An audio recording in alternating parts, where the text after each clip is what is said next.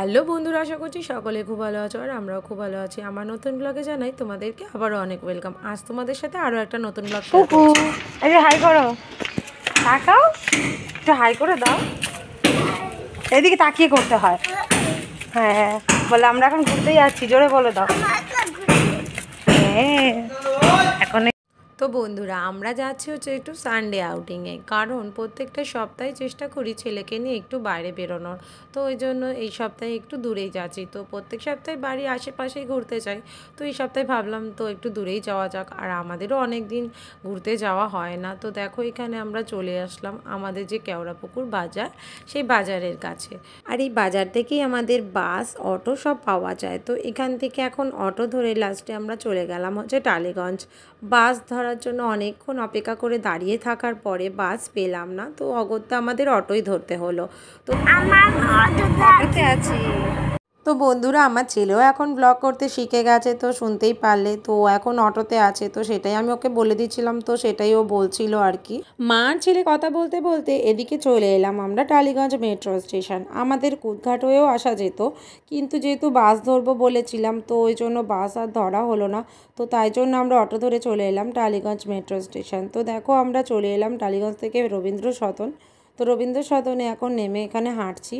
তো দেখো, বেশ কিছুটা হাঁটার পথ। তো আমরা কোথায় যাচ্ছি তোমরা একটু পরেই জানতে পারবে।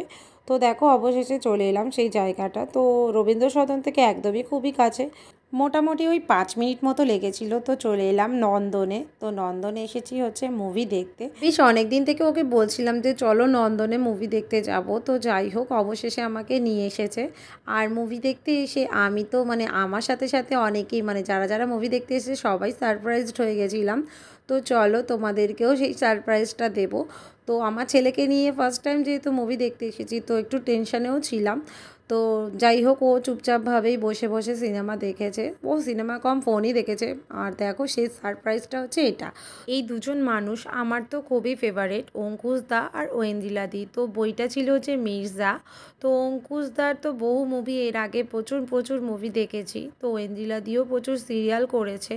তো অঙ্কুশ দা আর ঐন্দ্রিলার সাথে এই ফার্স্ট টাইম আমি কোনো মুভি দেখতে আসলাম। এর আগেও ওরা একটা বই করেছিল, তো সেই বইটা আমি দেখিনি। তো যাই হোক, তো দেখো চলে এসেছি। তো বুঝতেই পারিনি যে এরকম একটা এক্সপিরিয়েন্স হবে আমাদের।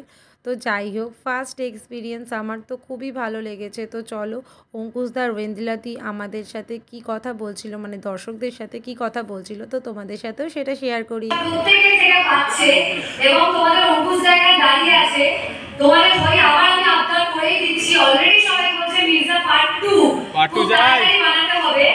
তো মির্জা পার্ট 2 আমাদের তাড়াতাড়ি করে আনতে হবে। তো একদম মিষ্টি মিষ্টি সব বন্ধুদের দেখে আমার রাগ আসছে না। কি করে বলো, তোমাকে গুন্ডাম করে মারছিলাম, কিন্তু তাও একটা কথা বলতে পারি, সারা জানেই না সারা জানি না শিকার শুধু বাঘ নয়, বাঘিনীও করে।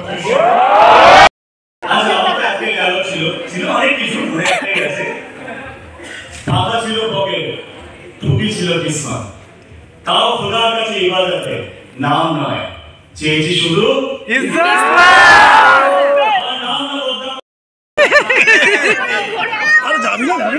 আর আমার ছেলেকে দেখো, অঙ্কুশদা কোলে নিতে চাইলো আর সে গেলই না। বাড়িতে বীর পালোয়ান, বাইরে বেরোলে যেন কিছুই বোঝে না। তো যাই হোক, তারপর এই যে আমরা এখানে কয়েকটা সেলফি তুলে নিয়েছিলাম। তো প্রচুর কান্নাকাটি করছিল আমার ছেলেও, তো একদমই কোলে যেতে চাইছিল না। তো যাই হোক, আমরা ওকে একটু থামিয়ে তারপর অঙ্কুশদা ওয়েন্দিলার সাথে ওয়েন্দিলা দিদির সাথে ছবি তুলে নিলাম। তো এখানে সবাই চাইছিল যে অঙ্কুশদা ওয়েন্দিলা দিদির সাথে একটু ছবি তুলতে, তো প্রচুর ওই জন্য ভিড় ছিল। তো তারপর দেখো, অঙ্কুশদা নিজে নিজে ড্রাইভ করে বেরিয়ে গেল। তো চলো তোমাদের সাথে অঙ্কুশদা আর ওয়েন্দিলা দিদির সাথে কী ছবি তুললাম সেটা শেয়ার করি।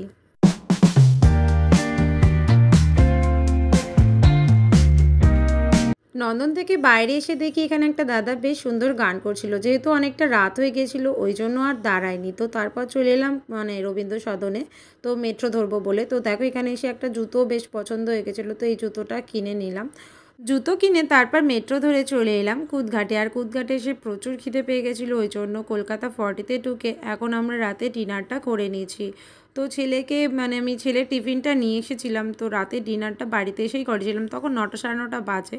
তো যাই হোক আমরা ডিনার করে তারপর একেবারেই বাড়িতে এসেছিলাম, আর ছেলেকে বাড়িতে এসে খাইয়ে দিয়েছিলাম। তো অনেক দিন পর রিক্সায় উঠলাম।